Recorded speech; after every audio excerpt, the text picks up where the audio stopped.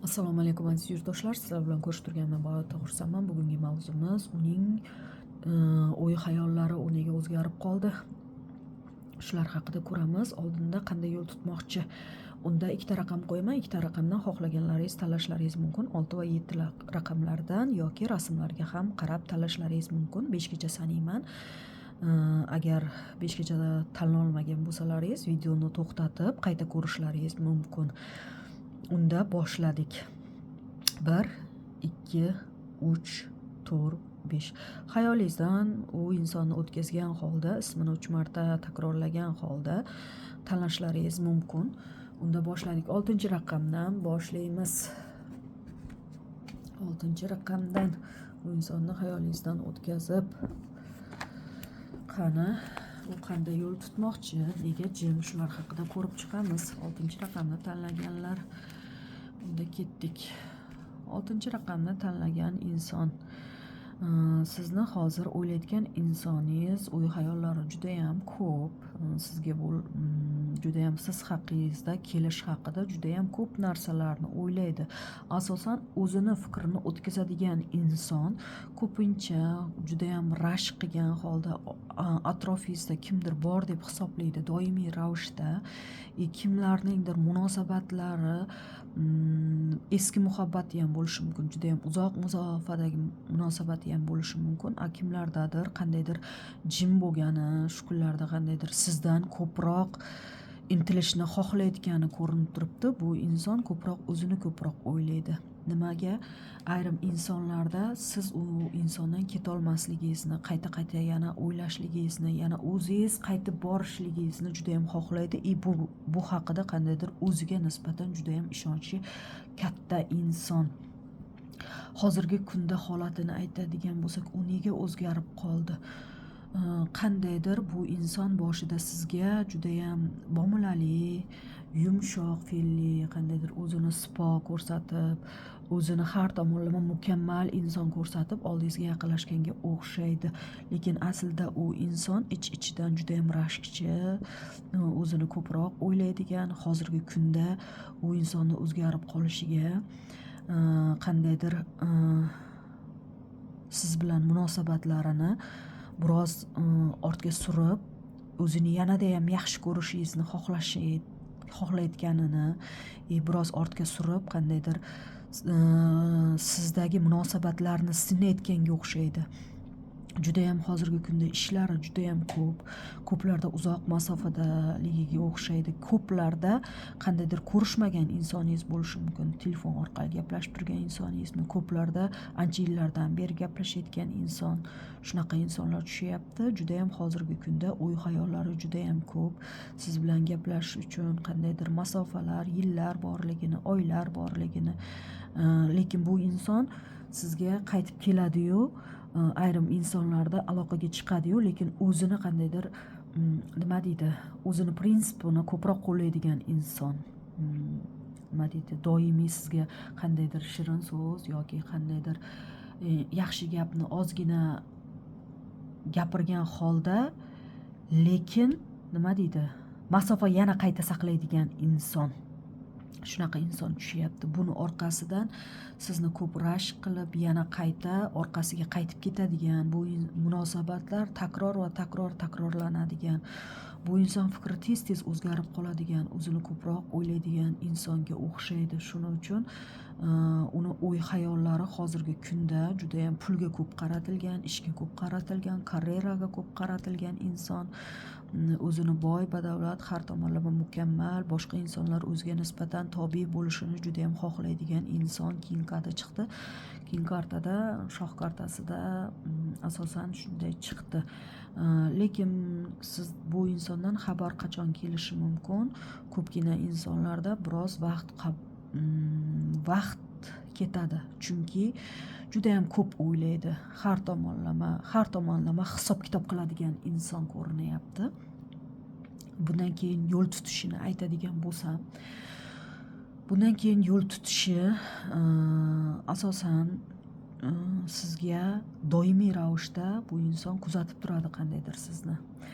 kelgan taqdirda ham o'zini gapini o'tkazishga harakat qiladi, yana o'ziga o'rgatib qo'yib yana orqaga qaytib ketishi mumkin.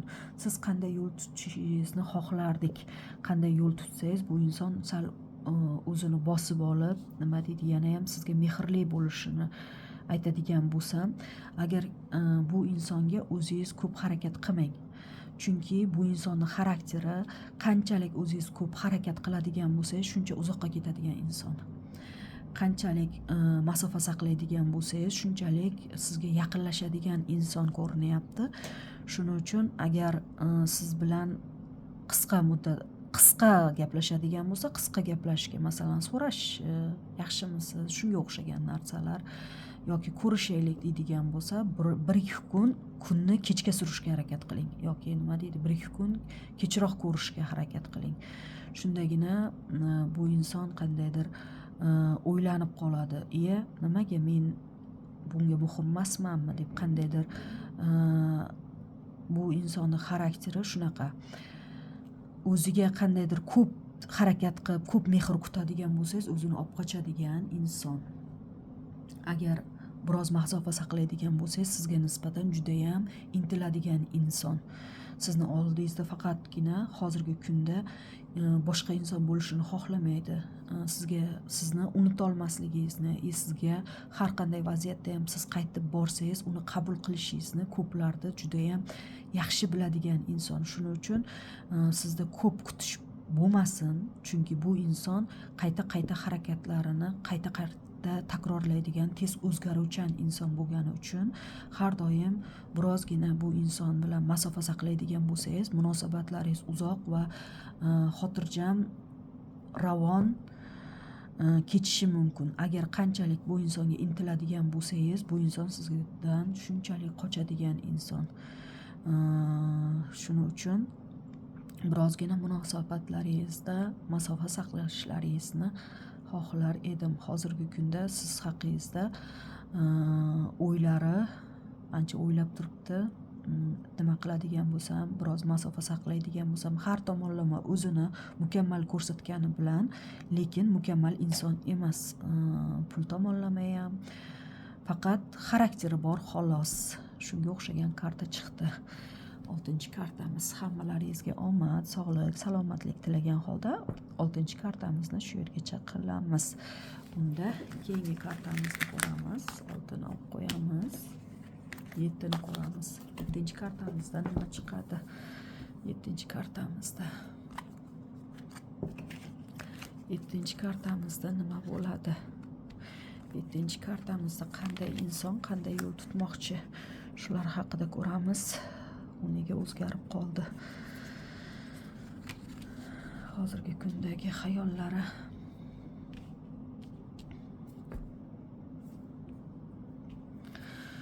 Bu inson asosan aytadigan bo'lsam, qandaydir 7-kartani tanlaydigan insonlarda bu inson sizdan ko'ra u inson sizni ko'proq yaxshi ko'radi.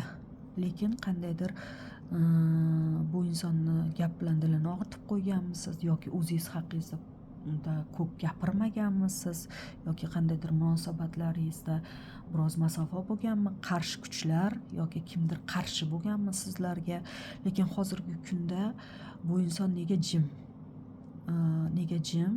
Sizdan o'zi xabar kelishini kutayotganligi ko'rinyapti. O'zi xabar kelishini, lekin sizdan xabar kelmasligini qandaydir bilgan holda ko'pgina insonlarda bu munosabatlar ancha vaqtdan beri to'xtaganligi, ko'pgina insonlarda holi ham qandaydir gaplashib turibdi-yu, lekin qisqa muddatli uzilishlar borligi, shunga o'xshagan kartalar tushyapti. Lekin bu inson qandaydir juda ham xarakteri tez, birdaniga uzilib, juda ham shoshilinch inson, ko'p ishlarda, ko'plarda uzoq masofalikda, lekin o'zi tez paydo bo'ladi, tez ko'ngliga olib qoladigan inson, dilingizni ko'p og'ritib qo'yadi, yana yana o'zi kechirim so'rab hech narsa bo'lmagandek qaytib keladi. Har doim ko'nglida borsiz, qandaydir siz bilan oila qurishni, munosabatlarni qayta tiklashni, agar munosabatda uzilgan insonlar bo'ladigan bo'lsa, farzandlar ko'rishni yoki kimlarnidir o'rtasida farzand bo'lishi ham mumkin yoki kimlardir kelajagi haqida juda ham ko'p o'ylaydigan inson.